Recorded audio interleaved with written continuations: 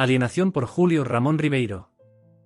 Hola y bienvenidos. Si disfrutas de nuestro contenido, te invito a suscribirte y activar la campanita para no perderte nada. Gracias por acompañarnos en este viaje. A pesar de ser Zambo y de llamarse López, quería parecerse cada vez menos a un zaguero de Alianza Lima y cada vez más a un rubio de Filadelfia. La vida se encargó de enseñarle que si quería triunfar en una ciudad colonial más valía saltar las etapas intermediarias y ser antes que un blanquito de acá un gringo de allá. Toda su tarea en los años que lo conocí consistió en deslopizarse y destambarse lo más pronto posible y en americanizarse antes de que le cayera el huaico y lo convirtiera para siempre, digamos, en un portero de banco o en un chofer de colectivo. Tuvo que empezar por matar al peruano que había en él y por coger algo de cada gringo que conoció. Con el botín se compuso una nueva persona, un ser hecho de retazos, que no era ni zambo ni gringo, el resultado de un cruce contra natura, algo que su vehemencia hizo derivar, para su desgracia, de sueño rosado a pesadilla infernal. Pero no anticipemos. Precisemos que se llamaba Roberto, que años después se le conoció por Bobby, pero que en los últimos documentos oficiales figura con el nombre de Bob. En su ascensión vertiginosa hacia la nada fue perdiendo en cada etapa una sílaba de su nombre. Todo empezó la tarde en que un grupo de blanquiñosos jugábamos con una pelota en la plaza Bolognesi. Era la época de las vacaciones escolares y los muchachos que vivíamos en los chalets vecinos, hombres y mujeres, nos reuníamos allí para hacer algo con esas interminables tardes de verano. Roberto iba también a la plaza, a pesar de estudiar en un colegio fiscal y de no vivir en chalet sino en el último callejón que quedaba en el barrio. Iba a ver jugar a las muchachas y a ser saludado por algún blanquito que lo había visto crecer en esas calles y sabía que era hijo de la lavandera. Pero en realidad, como todos nosotros, iba para ver a Keka. Todos estábamos enamorados de Keka, que ya llevaba 2 años siendo elegida reina en las representaciones de fin de curso. Keka no estudiaba con las monjas alemanas del Santa Úrsula, ni con las norteamericanas del Villa María, sino con las españolas de la Reparación, pero eso nos tenía sin cuidado, así como que su padre fuera un empleadito que iba a trabajar en ómnibus o que su casa tuviera un solo piso y geranios en lugar de rosas. Lo que contaba entonces era su tez capulí, sus ojos verdes, su melena castaña, su manera de correr, de reír, de saltar y sus invencibles piernas, siempre descubiertas y doradas y que con el tiempo serían legendarias. Roberto iba solo a verla jugar, pues ni los mozos que venían de otros barrios de Miraflores y más tarde de San Isidro y de Barranco lograban atraer su atención. Peluca Rodríguez se lanzó una vez de la rama más alta de un ficus, Lucas de Tramontana vino en una reluciente moto que tenía 8 faros, el Chancho Gómez le rompió la nariz a un heladero que se atrevió a silbarnos, Armando Wolf estrenó varios ternos de lanilla y hasta se puso corbata de mariposa. Pero no obtuvieron el menor favor de Keka. Keka no le hacía caso a nadie, le gustaba conversar con todos, correr, brincar, reír, jugar al voleibol y dejar al anochecer a esa banda de adolescentes sumidos en profundas tristezas sexuales que solo la mano caritativa, entre las sábanas blancas, consolaba. Fue una fatídica bola a la que alguien arrojó esa tarde y que Keka no llegó a alcanzar y que rodó hacia la banca donde Roberto, solitario, observaba. Era la ocasión que esperaba desde hacía tanto tiempo. De un salto aterrizó en el césped, gateó entre los macizos de flores, saltó el seto de granadilla, metió los pies en una acequia y atrapó la pelota que estaba a punto de terminar en las ruedas de un auto. Pero cuando se la alcanzaba, Keka, que estiraba ya las manos, pareció cambiar de lente, observar algo que nunca había mirado, un ser retaco, oscuro, vembudo y de pelo ensortijado, algo que tampoco le era desconocido, que había tal vez visto como veía todos los días las bancas o los ficus, y entonces se apartó aterrorizada. Roberto no olvidó nunca la frase que pronunció Keka al alejarse a la carrera: yo no juego con zambos. Estas 5 palabras decidieron su vida. Todo hombre que sufre se vuelve observador y Roberto siguió yendo a la plaza en los años siguientes, pero su mirada había perdido toda inocencia. Ya no era el reflejo del mundo sino el órgano vigilante que cala, elige, califica. Keka había ido creciendo, sus carreras se hicieron más moderadas, sus faldas se alargaron, sus saltos perdieron en impudicia y su trato con la pandilla se volvió más distante y selectivo. Todo eso lo notamos nosotros, pero Roberto vio algo más, que Keka tendía a descartar de su atención a los más trigueños, a través de sucesivas comparaciones, hasta que no se fijó más que en Chalo Sander, el chico de la banda que tenía el pelo más claro, el cutis sonrosado y que estudiaba además en un colegio de curas norteamericanos. Cuando sus piernas estuvieron más triunfales y torneadas que nunca, ya solo hablaba con Chalo Sander y la primera vez que se fue con él de la mano hasta el malecón comprendimos que nuestra deidad había dejado de pertenecernos y que ya no nos quedaba otro recurso que ser, como el coro de la tragedia griega, presente y visible, pero alejado irremisiblemente de los dioses. Desdeñados, despechados, nos reuníamos después de los juegos en una esquina, donde fumábamos nuestros primeros cigarrillos, nos acariciábamos con arrogancia el bozo incipiente y comentábamos lo irremediable. A veces entrábamos a la pulpería del Chino Manuel y nos tomábamos una cerveza. Roberto nos seguía como una sombra, desde el umbral nos escrutaba con su mirada, sin perder nada de nuestro parloteo, le decíamos a veces hola Zambo, tómate un trago y él siempre no, gracias, será para otra ocasión, pero a pesar de estar lejos y de sonreír sabíamos que compartía a su manera nuestro abandono.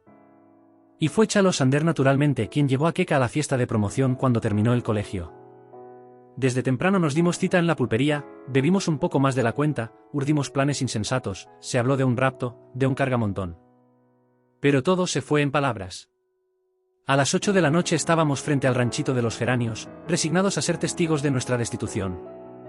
Chalo llegó en el carro de su papá, con un elegante smoking blanco y salió al poco rato acompañado de una Keka de vestido largo y peinado alto, en la que apenas reconocimos a la compañera de nuestros juegos. Keka ni nos miró, sonreía apretando en sus manos una carterita de raso. Visión fugaz, la última, pues ya nada sería como antes, moría en ese momento toda ilusión y por ello mismo no olvidaríamos nunca esa imagen, que clausuró para siempre una etapa de nuestra juventud. Casi todos desertaron la plaza, unos porque preparaban el ingreso a la universidad, otros porque se fueron a otros barrios en busca de una imposible réplica de Keka. Solo Roberto, que ya trabajaba como repartidor de una pastelería, recalaba al anochecer en la plaza, donde otros niños y niñas cogían el relevo de la pandilla anterior y repetían nuestros juegos con el candor de quien cree haberlos inventado. En su banca solitaria registraba distraídamente el trajín, pero de reojo, seguía mirando hacia la casa de Keka. Así pudo comprobar antes que nadie que Chalo había sido solo un episodio en la vida de Keka, una especie de ensayo general que la preparó para la llegada del original, del cual Chalo había sido la copia, Billy Mulligan, hijo de un funcionario del consulado de Estados Unidos. Billy era pecoso, pelirrojo, usaba camisas floreadas, tenía los pies enormes, reía con estridencia, el sol en lugar de dorarlo lo despellejaba, pero venía a ver a Keka en su carro y no en el de su papá. No se sabe dónde lo conoció Keka ni cómo vino a parar allí, pero cada vez se le fue viendo más, hasta que solo se le vio a él, sus raquetas de tenis, sus anteojos ahumados, sus cámaras de fotos, a medida que la figura de Chalo se fue opacando, empequeñeciendo y espaciando y terminó por desaparecer. Del grupo al tipo y del tipo al individuo, Keka había al fin empuñado su carta. Solo Mulligan sería quien la llevaría al altar, con todas las de la ley, como sucedió después y tendría derecho a acariciar esos muslos con los que tanto, durante años, tan inútilmente soñamos. Las decepciones, en general, nadie las aguanta, se echan al saco del olvido, se tergiversan sus causas, se convierten en motivo de irrisión y hasta en tema de composición literaria. Así el Chancho Gómez se fue a estudiar a Londres, Peluca Rodríguez escribió un soneto realmente cojudo, Armando Wolf concluyó que Keka era una guachafa y Lucas de Tramontana se jactaba mentirosamente de habérsela pachamanqueado varias veces en el malecón. Fue solo Roberto el que sacó de todo esto una enseñanza veraz y tajante, o Mulligan o nada. ¿De qué le valía ser un blanquito más si había tantos blanquitos fanfarrones, desesperados, indolentes y vencidos? Había un estado superior, habitado por seres que planeaban sin macularse sobre la ciudad gris y a quienes se cedía sin peleas los mejores frutos de la tierra. El problema estaba en cómo llegar a ser un Mulligan siendo un zambo. Pero el sufrimiento aguza también el ingenio, cuando no mata, y Roberto se había librado a un largo escrutinio y trazado un plan de acción. Antes que nada había que destambarse. El asunto del pelo no le fue muy difícil, se lo tiñó con agua oxigenada y se lo hizo planchar. Para el color de la piel ensayó almidón, polvo de arroz y talco de botica hasta lograr el componente ideal. Pero un zambo teñido y empolvado sigue siendo un zambo. Le faltaba saber cómo se vestían, qué decían, cómo caminaban, lo que pensaban, quiénes eran en definitiva los gringos.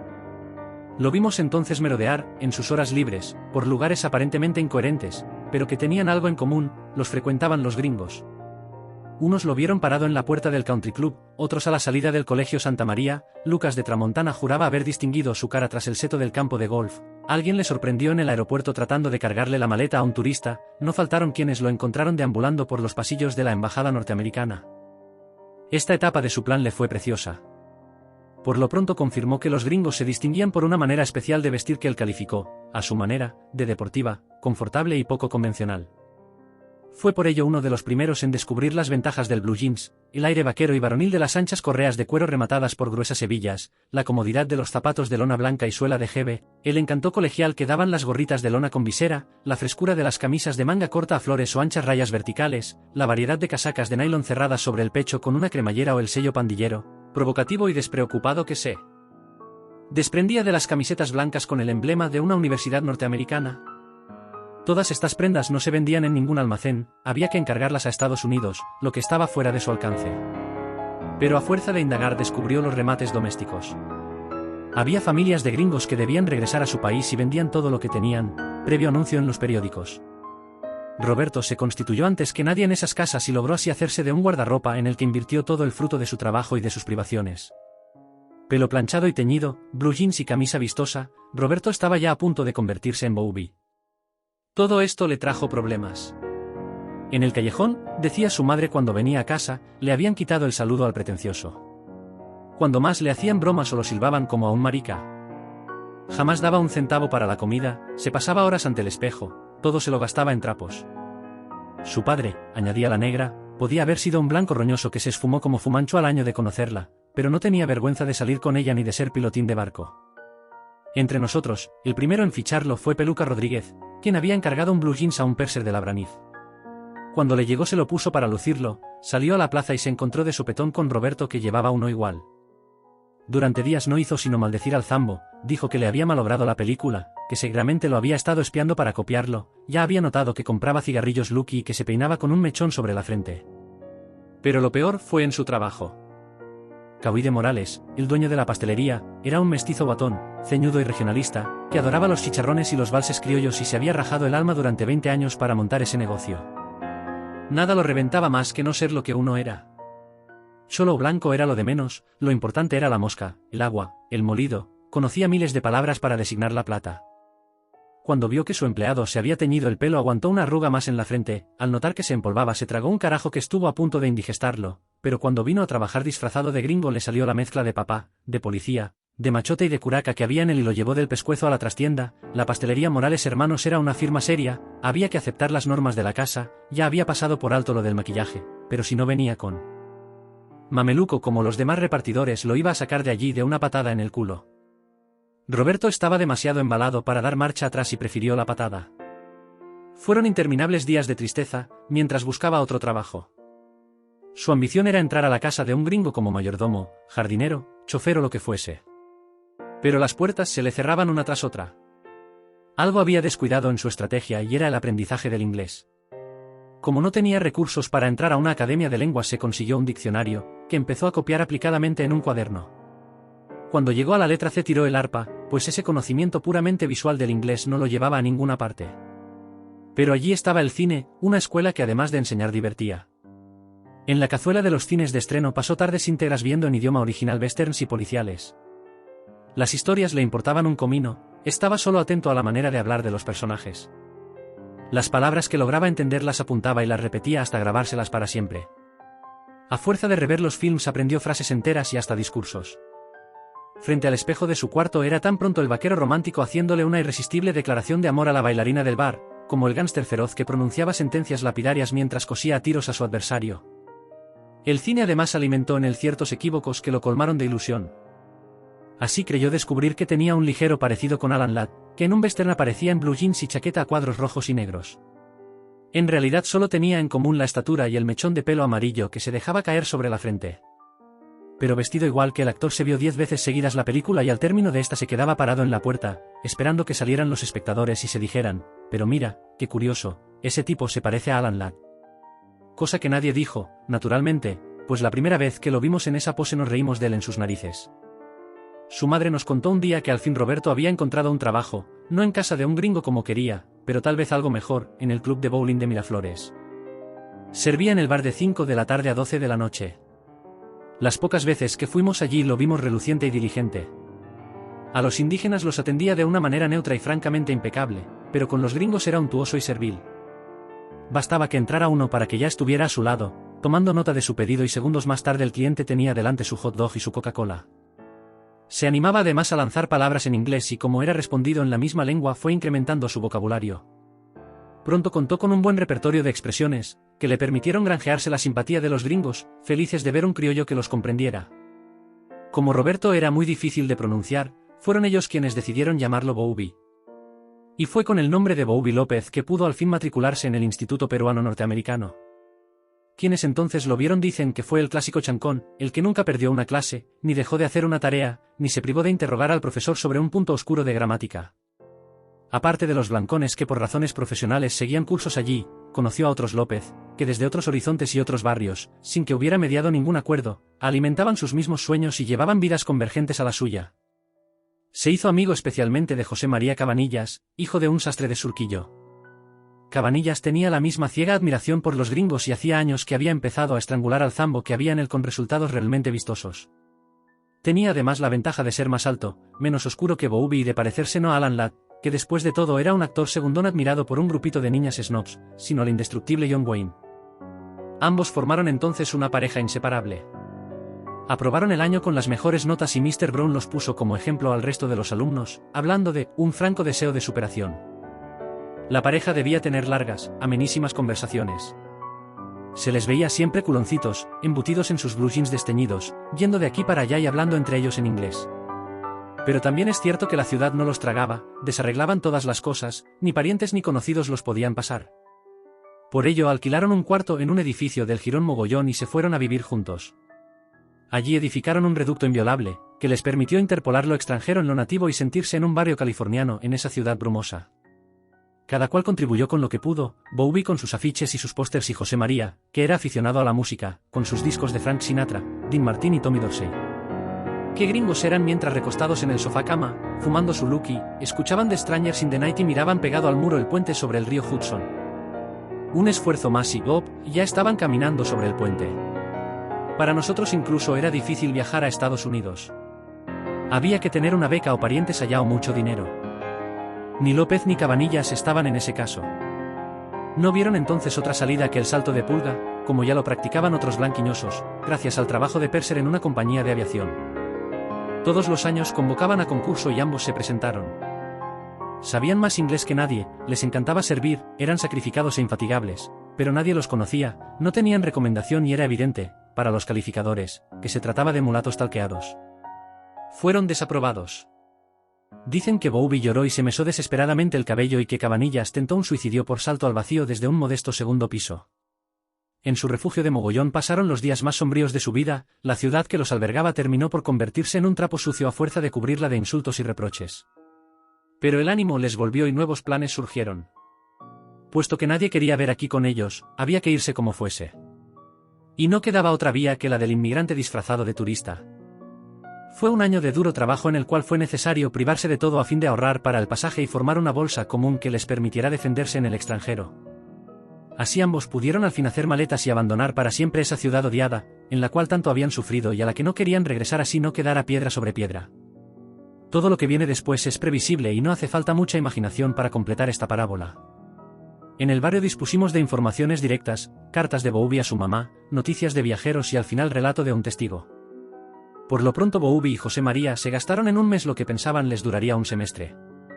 Se dieron cuenta además que en Nueva York se habían dado cita todos los López y Cabanillas del mundo, asiáticos, árabes, aztecas, africanos, ibéricos, mayas, chibchas, sicilianos, caribeños, musulmanes, quechuas, polinesios, esquimales, ejemplares de toda procedencia, lengua, raza y pigmentación y que tenían solo en común el querer vivir como un yanqui, después de haberle cedido su alma y haber intentado usurpar su apariencia. La ciudad los toleraba unos meses, complacientemente, mientras absorbía sus dólares ahorrados. Luego, como por un tubo, los dirigía hacia el mecanismo de la expulsión. A duras penas obtuvieron ambos una prórroga de sus visas, mientras trataban de encontrar un trabajo estable que les permitiera quedarse, al par que las quecas del lugar, y eran tantas, les pasaban por las narices, sin concederles ni siquiera la atención ofuscada que nos despierta una cucaracha. La ropa se les gastó, la música de Frank Sinatra les llegaba al huevo, la sola idea de tener por todo alimento que comerse un hot dog, que en Lima era una gloria, les daba náuseas.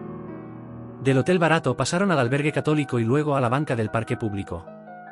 Pronto conocieron esa cosa blanca que caía del cielo, que los despintaba y que los hacía patinar como idiotas en veredas heladas y que era, por el color, una perfidia racista de la naturaleza. Solo había una solución. A miles de kilómetros de distancia, en un país llamado Corea, rubios estadounidenses combatían contra unos horribles asiáticos. Estaba en juego la libertad de Occidente, decían los diarios y lo repetían los hombres de Estado en la televisión. Pero era tan penoso enviar a los boys a ese lugar. Morían como ratas, dejando a pálidas madres desconsoladas en pequeñas granjas donde había un cuarto en el altillo lleno de viejos juguetes. El que quisiera ir a pelear un año allí tenía todo garantizado a su regreso: nacionalidad, trabajo, seguro social, integración, medallas. Por todo sitio existían centros de reclutamiento. A cada voluntario, el país le abría su corazón. Bowlby y José María se inscribieron para no ser expulsados. Y después de 3 meses de entrenamiento en un cuartel partieron en un avión enorme. La vida era una aventura maravillosa, el viaje fue inolvidable. Habiendo nacido en un país mediocre, misérrimo y melancólico, haber conocido la ciudad más agitada del mundo, con miles de privaciones, es verdad, pero ya eso había quedado atrás. Ahora llevaban un uniforme verde, volaban sobre planicies, mares y nevados, empuñaban armas devastadoras y se aproximaban, jóvenes aún colmados de promesas, al reino de lo ignoto. La lavandera María tiene cantidades de tarjetas postales con templos, mercados y calles exóticas, escritas con una letra muy pequeña y aplicada. ¿Dónde quedará Seúl? Hay muchos anuncios y cabarets. Luego cartas del frente, que nos enseñó cuando le vino el primer ataque y dejó de trabajar unos días. Gracias a estos documentos. Colofón. ¿Y Keka? Si Bob hubiera conocido su historia, tal vez su vida habría cambiado o tal vez no, eso nadie lo sabe. Billy Mulligan la llevó a su país, como estaba convenido, a un pueblo de Kentucky donde su padre había montado un negocio de carne de cerdo enlatada. Pasaron unos meses de infinita felicidad, en esa linda casa con amplia calzada, verja, jardín y todos los aparatos eléctricos inventados por la industria humana, una casa en suma como las que había en 100.000 pueblos de ese país continente. Hasta que a Billy le fue saliendo el irlandés que disimulaba su educación puritana, al mismo tiempo que los ojos de Keka se agrandaron y adquirieron una tristeza limeña. Billy fue llegando cada vez más tarde, se aficionó a las máquinas tragamonedas y a las carreras de auto, sus pies le crecieron más y se llenaron de callos, le salió un lunar maligno en el pescuezo, los sábados se inflaba de bourbon en el club Amigos de Kentucky, se enredó con una empleada de la fábrica, chocó 2 veces el carro, su mirada se volvió fija y aguachenta y terminó por darle de puñetazos a su mujer, a la linda, inolvidable Keka, en las madrugadas de los domingos, mientras sonreía estúpidamente y la llamaba chola de mierda. París, 1975.